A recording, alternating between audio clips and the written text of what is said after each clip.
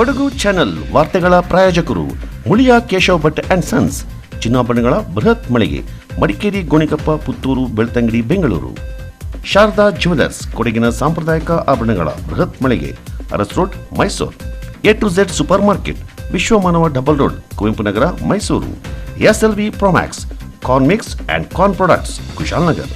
Prashant furnitures, ನಿಮ್ಮ ಅಂದದ ಮನೆಗೆ ಚಂದದ ಪೀಠೋಪಕರಣಗಳ ಮಳಿಗೆ, industrial area, Madikeri. Fabins family restaurant, ಬೆಕಾಚಿ resto cafe, always cell tower, ಕೊಯ್ದು ರಸ್ತೆ, ಮಡಿಕೇರಿ. ಮೂರ್ನಾಡು ಕಡೆಯಿಂದ ಬರ್ತಾ ಇದ್ದ ಕಾರೊಂದು ಮಡಿಕೇರಿ ಮೂರ್ನಾಡು ರಸ್ತೆಯ ಆಲ್ವೇಸ್ ಸರ್ವಿಸ್ ಸ್ಟೇಷನ್ ಸಮೀಪ ಚಾಲಕನ ನಿಯಂತ್ರಣ ತಪ್ಪಿ ರಸ್ತೆ ಬದಿಯ ಸುಮಾರು 40 ಅಡಿ ಆಳದ ಕಂದಕಕ್ಕೆ ಉರುಳಿ ಬಿದ್ದಿದೆ. ಈ ಭೀಕರ ಅಪಘಾತದಿಂದಾಗಿ ವಾಹನಕ್ಕೆ ಭಾರೀ ಹಾನಿಯಾಗಿದ್ದು, ಘಟನೆ ನಡೆದ ತಕ್ಷಣವೇ ಸ್ಥಳೀಯರು ಪ್ರಯಾಣಿಕರ ರಕ್ಷಣೆಗಾಗಿ ಧಾವಿಸಿದ್ದಾರೆ. ಅಪಘಾತದ ತೀವ್ರತೆ ಹೆಚ್ಚಾಗಿದ್ದರೂ ಚಾಲಕ ಅದೃಷ್ಟವಶಾತ್ ಪ್ರಾಣಾಪಾಯದಿಂದ ಪಾರಾಗಿದ್ದಾರೆ.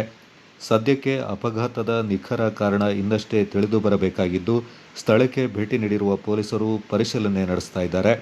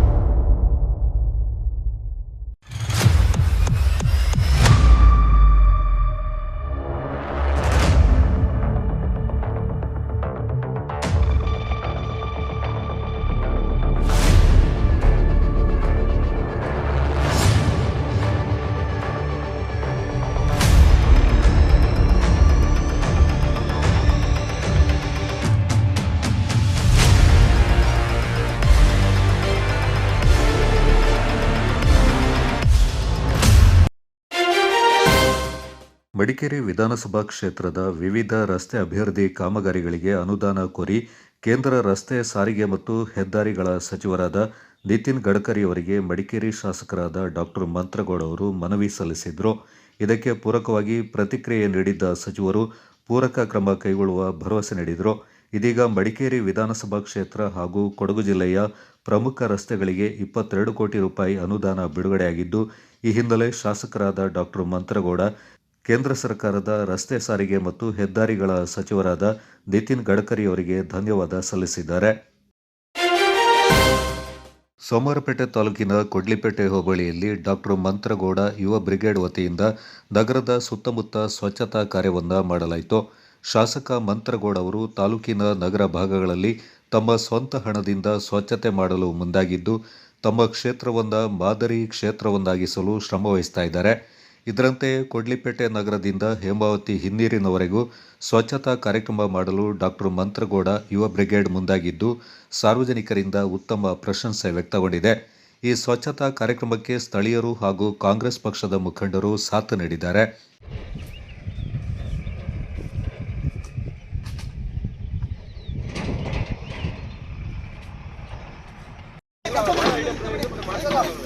ಕಸ ಅಲ್ಲೇ ಬಿಡಿ, ಕಸ ಎರಕ್ತಾರೆ ಅವೇ ಇದ್ರೊಳಗೆ ಬೇಡ, ಕಸ ಅಲ್ಲೇ ಇರಲಿ, ಕಸ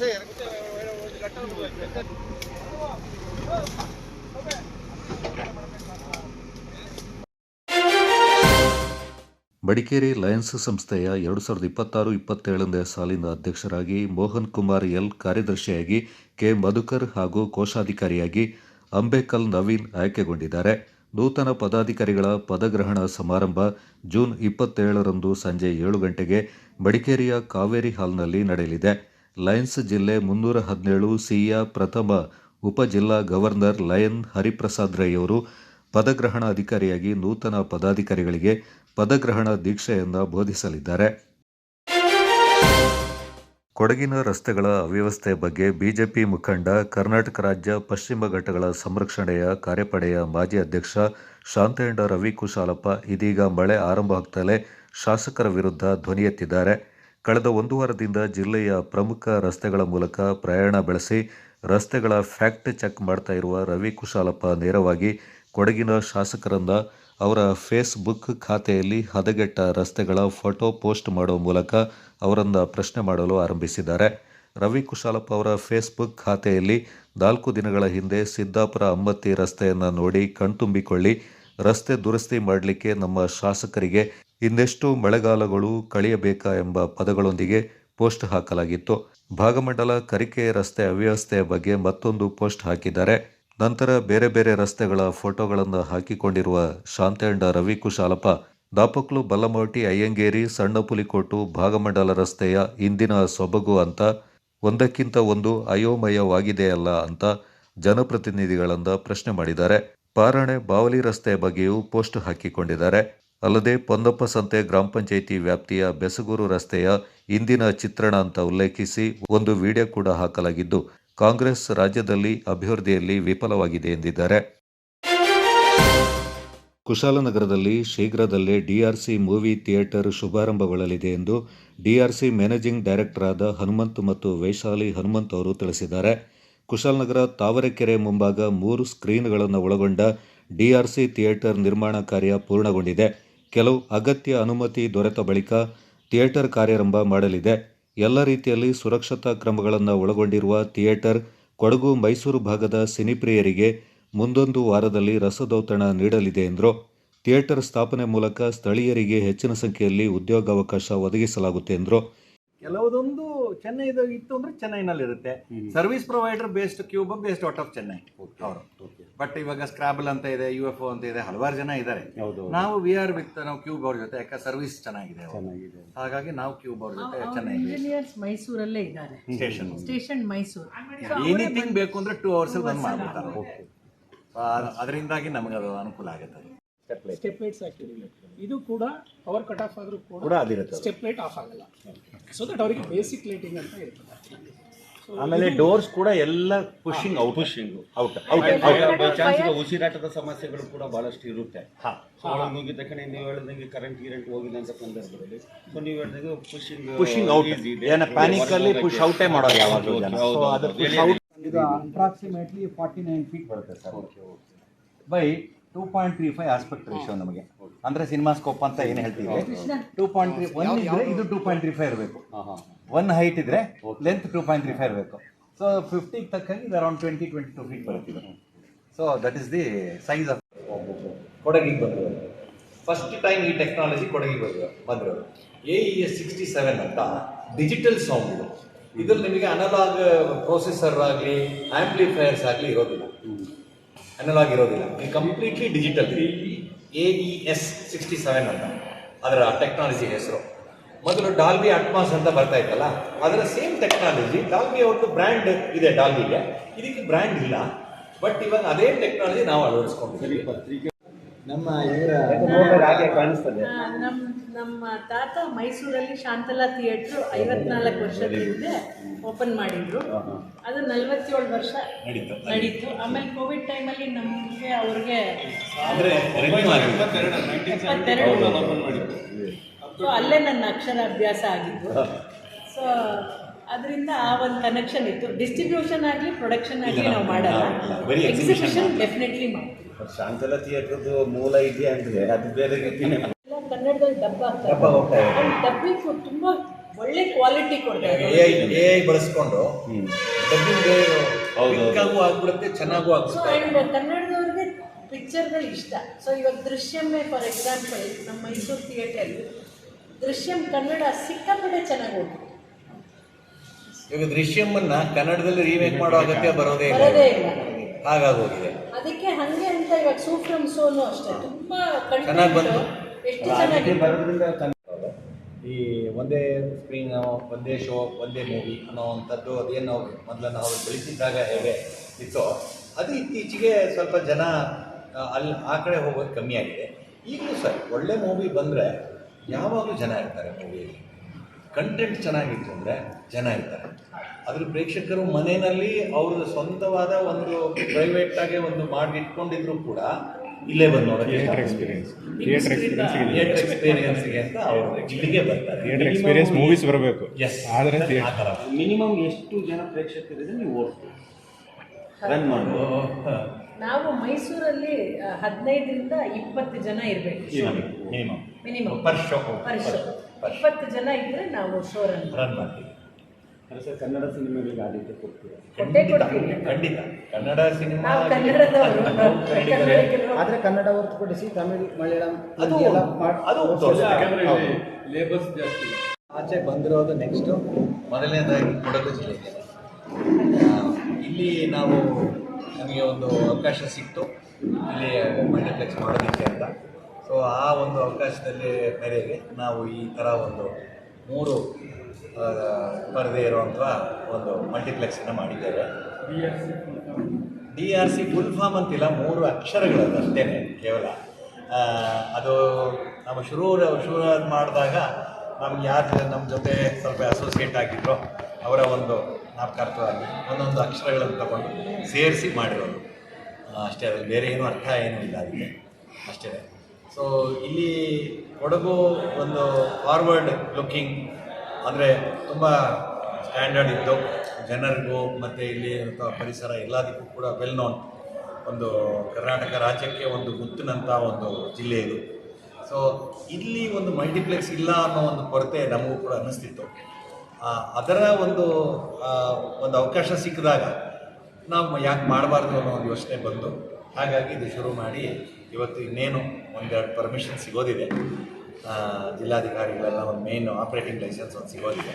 ಅದು ಸಿಕ್ಕಿದ ಕೂಡಲೇ ನಾವು ಪಬ್ಲಿಕ್ಕಿಗೆ ನಾವು ಓಪನ್ ಮಾಡ್ತೀವಿ. ಸೊ ಇದು ಸಂಕ್ಷಿಪ್ತವಾಗಿ ಇದು ನಾವಿಲ್ಲಿ ಯಾಕೆ ಬಂದಿದ್ದೀವಿ ಅನ್ನೋವಂಥದ್ದು ನಮ್ಮ ಒಂದು ನಿಮ್ಮ ಹತ್ರ ಹೇಳಬೇಕಾಗಿದ್ದ ವಿಷಯ. ಟಾಪ್ ಕ್ಲಾಸ್ ಫೆಸಿಲಿಟೀಸು ಬೆಂಗಳೂರಲ್ಲಿ ಯಾವುದೇ ನೀವು ಚಿತ್ರಮಂದಿರಕ್ಕೆ ಹೋದರೂ ಕೂಡ ಮಧ್ಯಪ್ರದೇಶಕ್ಕೆ ಹೋದರೂ ಕೂಡ ಅಲ್ಲಿ ಯಾವ ಥರ ನಾವು ಸೌಲಭ್ಯಗಳನ್ನು ನಾವು ಎದುರು ನೋಡ್ಬೋದೋ ಅದೇ ರೀತಿಯಾದ ಸೌಲಭ್ಯಗಳು ಇಲ್ಲೂ ಕೂಡ ನಾವು ಪ್ರೊವೈಡ್ ಮಾಡಿದ್ದೀವಿ. ಓರಿಯಂಟ್ಮಲ್ಕಿಂತ ಸ್ಕ್ರೀನ್ ಸ್ವಲ್ಪ ದೊಡ್ಡ. ಆ ಸ್ಕ್ರೀನು ಇದು ದೊಡ್ಡದು ಇಲ್ಲ, ಆ ಸ್ಕ್ರೀನ್ ಸೈಜು ಅದಕ್ಕೆ ತಕ್ಕಂಗೆ ಇರುತ್ತೆ. ಕೆಲವೊಂದು 48 ಆಡಿಟೋರಿಯಂ ಸೈಜ್ ಡಿಪೆಂಡ್ ಆಗುತ್ತೆ. ಅದು ಬಿಲ್ಡಿಂಗ್ ಸೈಜ್ ಮೇಲೆ ಆಧಾರಿತವಾಗಿರುತ್ತೆ. ಬಿಲ್ಡಿಂಗ್ ದೊಡ್ಡದಿದ್ದಷ್ಟು ಮಾಡೋಕ್ಕೆ ಅವಕಾಶ ಇರುತ್ತೆ. ಇವಾಗ ನಮಗೆ ಇವಾಗ ಇದು ಆಲ್ರೆಡಿ ಇವಾಗ ಇದಿರುತ್ತೆ, ಇಷ್ಟು ಬಿಟ್ಟಿರುತ್ತೆ. ಸೊ ನ್ಯಾಷನಲ್ ಬಿಲ್ಡಿಂಗ್ ಕೋಡ್ ಪ್ರಕಾರ ಇಷ್ಟು ಬಿಡಬೇಕು ಅನ್ನೋದಿರುತ್ತೆ. ಸೊ ಅದೆಲ್ಲ ಲೆಕ್ಕ ತಗೊಂಡು ಆರ್ಕಿಟೆಕ್ಟ್ ಬಾಂಬೆನವರು ಅವರ ಡಿಸೈನ್ ಮಾಡಿ ಅವರು ಸಹ ಹಲವಾರು ಮಲ್ಟಿಪ್ಲೆಕ್ಸ್ನ ಡಿಸೈನ್ ಮಾಡಿದ್ದಾರೆ. Very experienced architect. ಸೊ ಅವರ ಒಂದು ಡಿಸೈನ್ ಮೇರೆಗೆ ನಾವು ಎಲ್ಲ ಇದನ್ನು ಮಾಡಿ ಕಂಪ್ಲೀಟ್ ಮಾಡಿ ಫೆಸಿಲಿಟೀಸ್ ಎಲ್ಲ ಯಾವುದೇ ರೀತಿ ಕೊರತೆ ಇರಬಾರ್ದು. ಟಾಯ್ಲೆಟ್ ಆಗಲಿ ಅಥವಾ ಆಗ್ಲಿಕ್ಕೆ ಕೇಳಿದಂಗೆ ಫೈರ್ ಫೈಟಿಂಗ್ ಇರ್ಬೋದು ಅಥವಾ ಎಮರ್ಜೆನ್ಸಿ ಎವ್ಯಾಕ್ಯುಯೇಷನ್ ಇರ್ಬೋದು, ಪ್ರತಿಯೊಂದು ಕೂಡ ಯಾವುದೇ ಕಾಂಪ್ರಮೈಸ್ ಇಲ್ಲದೆ ಮಾಡಿದ್ದೀವಿ. ಮಾಡ್ತಾ ಇದೀವಿ ಎಲ್ಲ. ಇವನ್ ಆಲ್ ಸರ್ವಿಸಸ್ ಕೂಡ ನಮ್ದು ಏನು ಸ್ನ್ಯಾಕ್ಸ್ ಕೌಂಟರ್ ಇದೆ ಎಲ್ಲ ಪ್ರತಿಯೊಂದು ನಾವು ಸೇಮ್ ಮೈಸೂರಲ್ಲಿ ಏನು ಫೆಸಿಲಿಟೀಸ್ ಕೊಡ್ತಾ ಇದ್ದೀವಿ ಅದನ್ನೇ ಮಾಡ್ತೀವಿ. ಟಿಕೆಟ್ ದರ ಏನು? ಟಿಕೆಟ್ ದರ ಸರ್ ನಮ್ಮ ಒಬ್ಬರ ಮೇಲೆ ಆಧಾರಿತ ಅಲ್ಲ. ಇವಾಗ ಉದಾಹರಣೆಗೆ ದೊಡ್ಡ ಮೂವಿ ಎಲ್ಲ ಬಂದಾಗ ಡಿಸ್ಟ್ರಿಬ್ಯೂಟರ್ಸ್ ಯಾರು ಪರ್ಚೇಸ್ ಮಾಡಿರ್ತಾರೆ ರೈಟ್ಸ್ನ ಅವರು ನಮ್ಮ ಜೊತೆಗೆ ಇದು ಮಾಡ್ತಾರೆ, ನೆಗೋಷಿಯೇಷನ್ ಮಾಡ್ತಾರೆ. ನೆಗೋಷಿಯೇಟ್ ಮಾಡ್ಬೇಕಾದ್ರೆ ಇಟ್ಟಿಗಿಂತ ಕಮ್ಮಿ ಇಟ್ಟರೆ ನಾನು ನಿಮಗೆ ಅಂದರೆ ಮೂವಿ ಕೊಡಕ್ಕೆ ಬರಲ್ಲ. ಅವ್ರದ್ದು ಇರುತ್ತೆ, ನಾವು ಅವ್ರು ಮಾಡ್ತಿರೋ ತಪ್ಪು ಅಂತ ಹೇಳಕ್ಕೆ ಬರಲ್ಲ. ಅವರು ಪರ್ಚೇಸ್ ಮಾಡ್ಕೊಂಡು ತಂದಿರ್ತಾರೆ ರೈಟ್ಸ್ನ. ಸೊ ಅವರೇ ನಾವು ಕೂತ್ಕೊಂಡು ಯಾವ ಥರ ಒಂದು ಒಳ್ಳೆಯ ರೇಟ್ ಕಡೆ ಇಡ್ಬೋದು, ನಮ್ಮ ಒಂದು ಇದು ಆದಷ್ಟು ಜನ ಬರಲಿ ನೋಡಲಿ ಅಂತಲೇ ನಮ್ಮ ಇದಿರುತ್ತೆ. ಬಟ್ ಕೆಲವೊಮ್ಮೆ ಅದು ಸಾಧ್ಯ ಆಗೋದಿಲ್ಲ ಯಾವಾಗಲೂ ಒಂದೇ ಥರ ರೇಟ್ ಇರೋದಕ್ಕೆ. ಇನ್ನೊಂದು ಡೈನಾಮಿಕ್ ಪ್ರೈಸಿಂಗ್ ಥರ ಇರುತ್ತೆ ರೇಟಲ್ಲಿ. ಸಾಯಂಕಾಲದ ಹೊತ್ತು ಅಥವಾ ವೀಕೆಂಡ್ಸು, ನ್ಯಾಷನಲ್ ಹಾಲಿಡೇಸು ಅಂಥ ದಿನ ಜಾಸ್ತಿ ಇರುತ್ತೆ ಸ್ವಲ್ಪ ರೇಟು. ಅದೇ ವೀಕ್ ಡೇ ಬೆಳಗ್ಗೆ ಹೊತ್ತು ಎಲ್ಲ ಸ್ವಲ್ಪ ರೇಟ್ ಕಮ್ಮಿ ಇರುತ್ತೆ. ಸೊ ಹಾಗಾಗಿ ಕೆಲವೊಂದು ಪ್ರತಿಯೊಂದು ನಾವು ಮೊದಲು ಒಂದು ಮೈಸೂರಿನಲ್ಲಿ ಹಿಂದೆ ಒಂದು ಇದು ಮಾಡಿದ್ವಿ, ಟ್ಯೂಸ್ಡೇಸ್ಗೆ ಒಂದು ಸ್ಪೆಷಲ್ ರೇಟ್ ಅಂತ, ಅಂಥದ್ದು ಕೂಡ ಮಾಡುವಂಥ ಅವಕಾಶಗಳಿದೆ. ಸೊ ಜನ ಯಾವ ಥರ ಅದೇ ಹೆಚ್ಚು. ಈ ಸಂದರ್ಭ executive Krishna, floor manager Raghavendra, engineer Halesh, ವ್ಯವಸ್ಥಾಪಕ ಮರ್ವಿನ್ ಪಾಲ್ಗೊಂಡಿದ್ದರು. ಆಯುಷ್ ಇಲಾಖೆ ವತಿಯಿಂದ 12ನೇ ಅಂತಾರಾಷ್ಟ್ರೀಯ ಯೋಗ ದಿನಾಚರಣೆ ಜೂನ್ 21ರಂದು ನಗರದ ಕಾವೇರಿ ಹಾಲ್ನಲ್ಲಿ ನಡೆಯಲಿದೆ. ಸುದ್ದಿಗೋಷ್ಠಿಯಲ್ಲಿ ಈ ಕುರಿತು ಮಾಹಿತಿ ನೀಡಿದ ಜಿಲ್ಲಾ ಆಯುಷ್ ಇಲಾಖಾ ಅಧಿಕಾರಿ ಡಾಕ್ಟರ್ ಶೈಲಜಾ ಅವರು, ಯೋಗ ದಿನಾಚರಣೆಯಂದು ಬೆಳಿಗ್ಗೆ 6:45 ಗಂಟೆಗೆ ಕಾರ್ಯಕ್ರಮ ಉದ್ಘಾಟನೆಗೊಳ್ಳಲಿದೆ. ನಂತರ 7 ಗಂಟೆಯಿಂದ 8 ಗಂಟೆಯವರೆಗೆ ಯೋಗ ಪ್ರಾತ್ಯಕ್ಷಿಕೆ ಪ್ರದರ್ಶನಗೊಳ್ಳಲಿದೆ. ಉದ್ಘಾಟನಾ ಕಾರ್ಯಕ್ರಮದಲ್ಲಿ ಜನಪ್ರತಿನಿಧಿಗಳು ಕೂಡ ಪಾಲ್ಗೊಳ್ಳಲಿದ್ದು, ಯೋಗ ದಿನಾಚರಣೆಯ ಯಶಸ್ಸಿಗೆ ಜಿಲ್ಲಾ ಮತ್ತು ತಾಲೂಕು ಮಟ್ಟದ ಎಲ್ಲ ಅಧಿಕಾರಿಗಳು ಸಹಕರಿಸುವಂತೆ ಮನವಿ ಮಾಡಿದರು. ಯೋಗ ದಿನಾಚರಣೆಗೆ ಪೂರ್ವಭಾವಿಯಾಗಿ ಜೂನ್ 19ರಂದು ಸಂಜೆ 5 ಗಂಟೆಗೆ ಯೋಗ ಪ್ರೋಟೋಕಾಲ್ನ ಪ್ರಕಾರ ಯೋಗಾಸನಗಳ ಪೂರ್ವಾಭ್ಯಾಸ ನಗರದ ಸರ್ಕಾರಿ ಬಸ್ ಡಿಪೋ ಬಳಿಯ ಜಿಲ್ಲಾ ಸರ್ಕಾರಿ ಆಯುರ್ವೇದ ಆಸ್ಪತ್ರೆಯಲ್ಲಿ ನಡೆಯಲಿದೆ. ಅಂತಾರಾಷ್ಟ್ರೀಯ ಯೋಗ ದಿನಾಚರಣೆಯ ಹಿನ್ನೆಲೆ ಜೂನ್ 16ರಂದು ಬೆಳಗ್ಗೆ 8 ಗಂಟೆಗೆ ನಗರದ ಗಾಂಧಿ ಮೈದಾನದಿಂದ ಜನರಲ್ ತಿಮ್ಮಯ್ಯ ವೃತ್ತಕ್ಕಾಗಿ ಹಳೆಯ ಖಾಸಗಿ ಬಸ್ ನಿಲ್ದಾಣ ಇಂದಿರಾ ಗಾಂಧಿ ವೃತ್ತವನ್ನು ಬಳಸಿ ಮತ್ತೆ ಗಾಂಧಿ ಮೈದಾನಕ್ಕೆ ಬರುವಂತೆ ಯೋಗ ಜಾಥಾವನ್ನು ಹಮ್ಮಿಕೊಳ್ಳಲಾಗಿದೆ ಎಂದರು. ಶ್ರಮಕ್ಕೆ ತಕ್ಕ ಫಲ ಭವಿಷ್ಯದಲ್ಲಿ ದೊರೆಯಲಿದೆ ಎಂದು ಮಂಗಳೂರಿನ ಎಕ್ಸ್ಪರ್ಟ್ ಪದವಿ ಪೂರ್ವ ಕಾಲೇಜಿನ ತರಬೇತುದಾರ ಹಾಗೂ ಸಹ್ಯಾದ್ರಿ ಇಂಜಿನಿಯರಿಂಗ್ ಕಾಲೇಜಿನ ಪ್ರಾಧ್ಯಾಪಕ ಡಾಕ್ಟರ್ ಪ್ರಶಾಂತ್ ರಾವ್ ಅವರು ಹೇಳಿದ್ದಾರೆ. ಪಟ್ಟಣದ ಸಂತ ಅನ್ನಂಬ ಪದವಿ ಪೂರ್ವ ಕಾಲೇಜಿನಲ್ಲಿ ಬುಧವಾರ ವಿದ್ಯಾರ್ಥಿಗಳು ಹಾಗೂ ಪೋಷಕರಿಗೆ ಏರ್ಪಡಿಸಿದ ಸಿಇಟಿ, ಜೆಇಇ, ನೀಟ್ನ ಉಚಿತ ಕಾರ್ಯಾಗಾರ ಹಾಗೂ ಪ್ರತಿಭಾ ಪುರಸ್ಕಾರ ಸಮಾರಂಭದಲ್ಲಿ ಅವರು ಮಾತನಾಡಿದರು.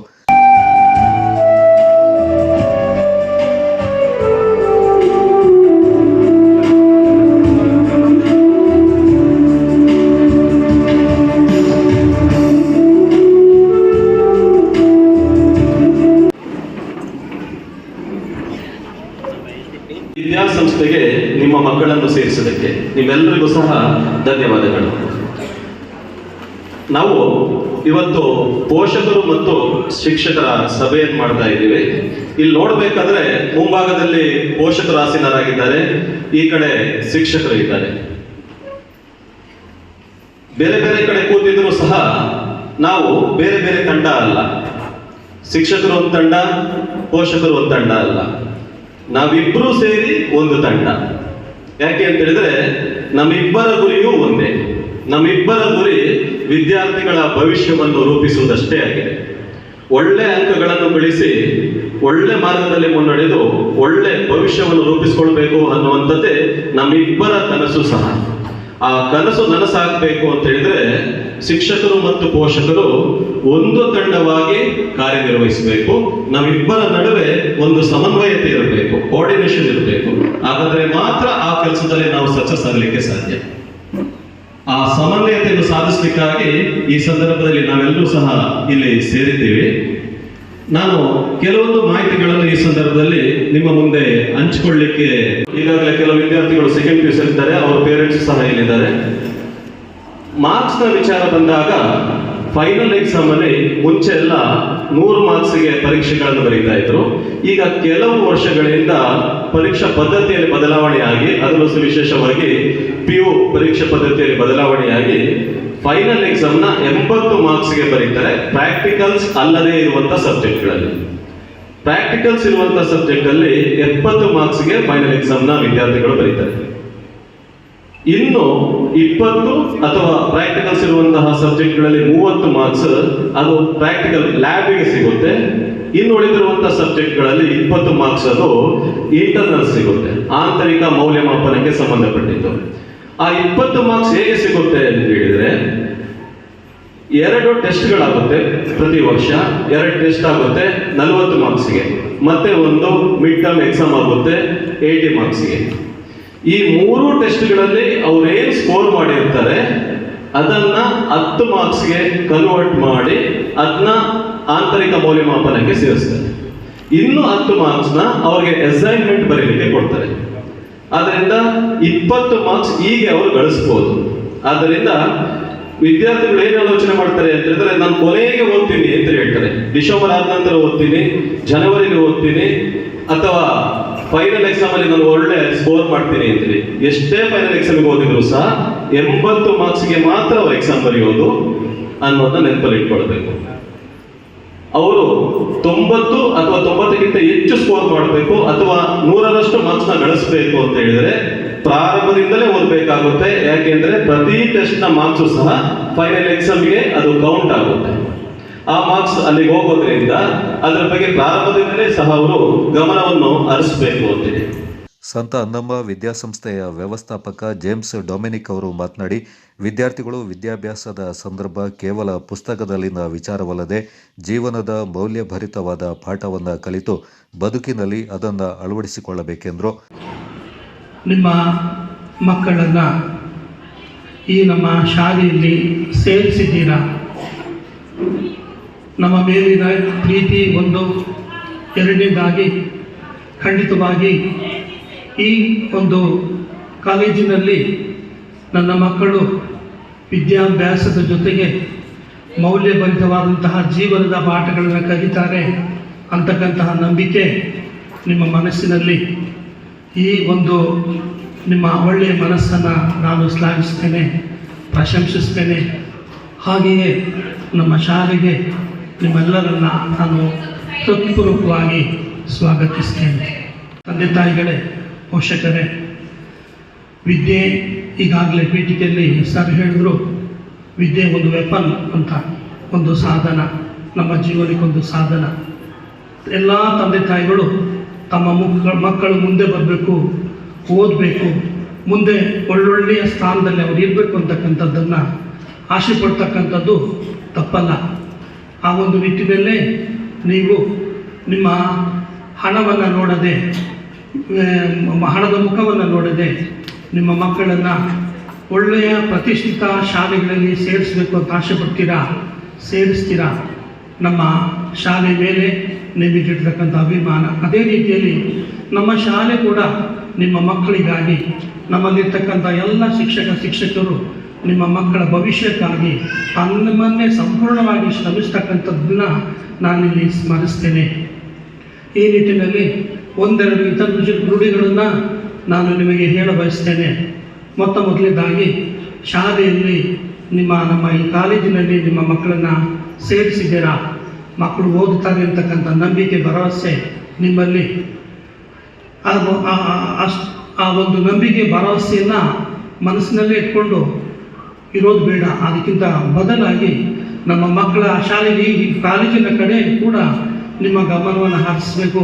ಮಕ್ಕಳು ಕಾಲೇಜಿಗೆ ಹೋಗ್ತಾ ಇದ್ದಾರೆಯೇ, ಸರಿಯಾಗಿ ಪಾಠ ಪ್ರವಚನಗಳನ್ನು ಆಲಿಸ್ತಾ ಇದ್ದಾರೆಯೇ, ಒಳ್ಳೆಯ ನಡತೆಯನ್ನು ಕಲಿತಾ ಇದ್ದಾರೆಯೇ, ಇವೆಲ್ಲವೂ ಕೂಡ ಬಹಳ ಮುಖ್ಯ. ತಂದೆ ತಾಯಿಗಳು ನನ್ನ ಮಗ ಶಾಲೆಗೆ ಹೋಗ್ತಾನೆ ಅಥವಾ ನನ್ನ ಮಗಳು ಶಾಲೆಗೆ ಹೋಗ್ತಾರೆ ಅಂತೇಳಿ ಸುಮ್ಮನೆ ಮನೆಯಲ್ಲಿದ್ದರೆ ಮಕ್ಕಳು ಬರ್ತಾರೋ ಇಲ್ವೋ ಅನ್ನತಕ್ಕಂಥದ್ದು ನಿಮ್ಮ ಗಮನಕ್ಕೆ ಬರುವುದಿಲ್ಲ. ಮುಂದೆ ಅವರ ಜೀವನವನ್ನು ನೀವೇ ಪರಿತಪಿಸಬೇಕಾಗತ್ತೆ. ಹಾಗಾಗಿ ನಿಟ್ಟಿನಲ್ಲಿ ನಾನೇನು ಹೇಳ್ತೀನಿ ಅಂತ ಹೇಳಿದ್ರೆ, ಈ ಒಂದು ಕಾಲೇಜು ಅಥವಾ ಶಿಕ್ಷಣ ಅಂತಕ್ಕಂಥದ್ದು ಕೇವಲ ಶಿಕ್ಷಕರ ಅಥವಾ ನಾವು ಪ್ರಾಂಶುಪಾಲರು ಮತ್ತು ಶಿಕ್ಷಕರ ಇವ್ರ ಜವಾಬ್ದಾರಿಕೆ ಮಾತ್ರ ಆಗಿರದೆ ನಿಮ್ಮೆಲ್ಲರ ಜವಾಬ್ದಾರಿಕೆ ಕೂಡ ಆಗಿರ್ತದೆ. ಹಾಗಾಗಿ ದಯವಿಟ್ಟು ಆಗಿದ್ದಾಗೆ ನಿಮ್ಮ ಮಕ್ಕಳು ಕಾಲೇಜಿಗೆ ಬರ್ತಾ ಇದ್ದಾರೆಯೇ, ಅವರ ಜೀವನ ಹೇಗಿದೆ, ಹೇಗೆ ಓದ್ತಾ ಇದ್ದಾರೆ, ಅವುಗಳ ಕೂಡ ನೀವು ಗಮನ ಹರಿಸಬೇಕು. ಕಾಲೇಜಿನ ಉಪನ್ಯಾಸಕ ಡಾಕ್ಟರ್ ಹೇಮಂತ್ ಅವರು ಮಾತನಾಡಿ, ಪೋಷಕರು ಹಾಗೂ ಶಿಕ್ಷಕರು ವಿದ್ಯಾರ್ಥಿಗಳಿಗೆ ಭದ್ರವಾದ ಭವಿಷ್ಯವನ್ನು ಕಟ್ಟಿಕೊಡುವಲ್ಲಿ ನಿರತರಾಗಿರ್ತಾರೆ. ಪೋಷಕರು ಶಿಕ್ಷಕರು ಈ ಇಬ್ಬರ ಗುರಿ ಒಂದೇ ಆಗಿರುತ್ತೆ ಎಂದರು. ಕಾಲೇಜಿನ ಪ್ರಾಂಶುಪಾಲ ಧರ್ಮಗುರು ಮುದಲೈ ಮುತ್ತು ಅವರು ಮಾತನಾಡಿ, ಪದವಿ ಪೂರ್ವ ಹಂತವು ವಿದ್ಯಾರ್ಥಿಗಳ ಬದುಕಿನ ದಿಕ್ಕನ್ನೇ ಬದಲಾಯಿಸಬಲ್ಲದು. ಪೋಷಕರು ನೀಡುವ ಸಹಕಾರ ಬಹಳ ಅಮೂಲ್ಯವಾಗಿರುತ್ತೆ ಎಂದರು. ಈ ಸಭೆಯನ್ನು ಮೊದಲೇ ಕರೆದಿರುವಂತಹ ಉದ್ದೇಶ ಇಷ್ಟೇ. ಈಗಾಗಲೇ ಎಲ್ಲ ರೂಲ್ಸ್ ರೆಗ್ಯುಲೇಷನ್ಸ್ ಎಲ್ಲ ಹೇಳಿದ್ದಾರೆ. ಆದರೆ ನಮ್ಮ ಗುರಿ ಏನಂದರೆ ನಮ್ಮ ಧ್ಯೇಯ ಒಂದೇ ಇರಬೇಕು. ಆ ಧ್ಯೇಯ ಇವತ್ತೆಲ್ಲ ಮಕ್ಕಳು, ಇವತ್ತು ಎಷ್ಟು ಮಕ್ಕಳು ಬಂದು ಈ ಅವಾರ್ಡ್ ತಗೊಂಡಿದ್ದಾರೋ, ಇಲ್ಲಿ ಕೂತಿರುವ ಪ್ರತಿಯೊಂದು ಮಗು ಕೂಡ ಈ ಸ್ಟೇಜಲ್ಲಿ ಬಂದು ನೆಕ್ಸ್ಟ್ ಇಯರ್ ನಮಗೆ ಆ ಸರ್ಟಿಫಿಕೇಟ್ ತಗೊಳ್ಬೇಕು. ಅದು ನಮ್ಮ ಧ್ಯೇಯ. ಆದ್ದರಿಂದ ಈ 2 ವರ್ಷ ಎಷ್ಟು ಮುಖ್ಯವಾದುದಂದರೆ ತಮ್ಮ ಇಡೀ ಜೀವನಕ್ಕೆ ಒಂದು ಅಸ್ತಿವಾರ ಅಥವಾ ಒಂದು ಜೀವನದ ಒಂದು ದಿಕ್ಕನ್ನೇ ಬದಲಾವಣೆ ಮಾಡುವಂಥದ್ದು ಈ ಸೆಕೆಂಡ್ PUC. ಅದರಿಂದ ನಾವು ಈ ಹೋದ ವರ್ಷ ತುಂಬ ಕಷ್ಟಪಟ್ಟು, ಯಾಕಂದರೆ ಅಲ್ಲಿ ಮಕ್ಕಳು ಕಾಲೇಜಿಗೆ ಬಂದರೆ ಸಾಕು.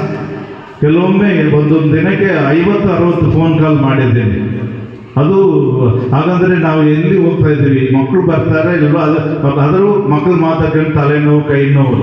ಕೆಲವು ಈ 1 ವರ್ಷ, ಈ 10 ತಿಂಗಳು ಸೆಕೆಂಡ್ PUC ವಿಶೇಷವಾಗಿ 10 ತಿಂಗಳಲ್ಲಿ ಯಾವುದು ಅವ್ರಿಗೆ ಗುರಿ ಇರಬೇಕು, ಆ ಗುರಿ ತಲುಪುವ ತನಕ ನಮ್ಮ ನಡೆ ಇರಬೇಕು. ಹಾಗಾದರೆ ಪ್ರತಿಯೊಬ್ಬ ಪೋಷಕರು ನಿಮ್ಮ ಒಂದು ಸಹಕಾರ, ಅದರ ಸಹಕಾರ ನೀವು ಪಾಠ ಮಾಡಿ ಅಂತ ಹೇಳ್ತಾ ಇಲ್ಲ. ನಿಮ್ಮ ಮಗು ಶಾಲೆಗೆ ಬರ್ತಾ ಇದೆಯಾ, ಪ್ರತಿದಿನ ಅಟೆಂಡೆನ್ಸ್ ಬರ್ತಾ ಇದೆಯಾ, ಆ ಟೆಸ್ಟ್ ಅಟೆಂಡ್ ಮಾಡಿದ್ಯಾ, ಕಡಿಮೆ ಮಾರ್ಕ್ ಬಂದರೂ ಪರವಾಗಿಲ್ಲ, ಅದರ ಬಗ್ಗೆ ಚಿಂತೆನೇ ಇಲ್ಲ, ಫೇಲ್ ಆದರೂ ಪರವಾಗಿಲ್ಲ, ಆದರೆ ಟೆಸ್ಟ್ ಅಟೆಂಡ್ ಆಗಿರಬೇಕು, ಸ್ಪೆಷಲ್ ಕ್ಲಾಸ್ ಅಟೆಂಡ್ ಆಗಿರಬೇಕು. ಇದೆಲ್ಲ ಮಾಡಿದ್ರೆ ಮಾತ್ರ ಅವ್ರ ಮೇಲೆ ತರಲಿ. ನೀವೆಲ್ಲ ವಿವೇಕ್ ಸರ್ ಆವಾಗಲೇ ಹೇಳಿದ್ರು, ಈ ಮಕ್ಕಳನ್ನು ಈಗ 221 ಮಕ್ಕಳನ್ನು ನೀವು ಮಾರ್ಕ್ಸ್ ಕಾರ್ಡನ್ನು ತೆಗೆದು ನೋಡಿ ಹೈಸ್ಕೂಲಲ್ಲಿ, ಅವರು ಎಲ್ಲಿದ್ದರೂ ಅದಕ್ಕಿಂತ ಮೇಲೆ ಬಂದಿದ್ದಾರೆ ಹೊರತು ಹಿಂದೆ ಅವರು ಯಾರೂ ಕೂಡ ಹೋಗಿಲ್ಲ. ಕೆಲವೊಮ್ಮೆ ಯೋಚನೆ ಎಲ್ಲ ಚೆನ್ನಾಗಿ ಓದೋನು ಬೇರೆ ಕಡೆ ಆಗ್ತಾರೆ. ಆದರೆ ಇದ್ದವರನ್ನು ನಾವು ಇಷ್ಟು ಮಟ್ಟಿಗೆ ತರ್ತೀವಿ ಅಂದರೆ ನಿಮ್ಮ ಒಂದು ಸಹಕಾರ, ಮತ್ತು ಸಹಕಾರ ಎನ್ನುವುದು ಇಷ್ಟೇ ನಮ್ಗೆ ಕೇಳ್ಕೊಳ್ಬೋದು. ಪ್ರತಿದಿನ ಕಾಲೇಜಿಗೆ ಬರಬೇಕು.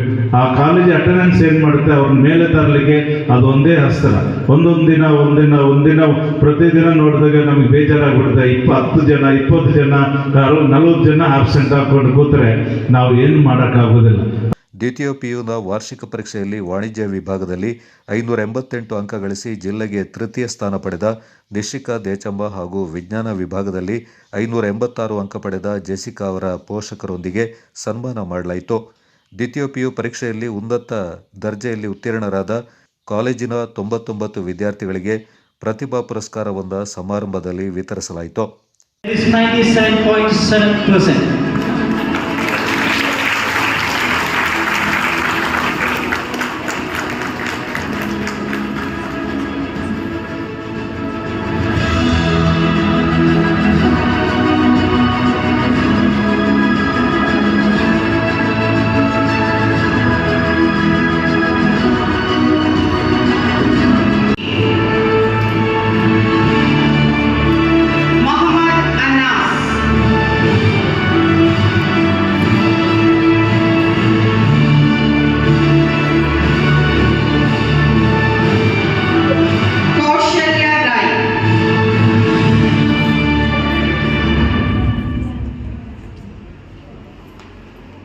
Shida Yasmin.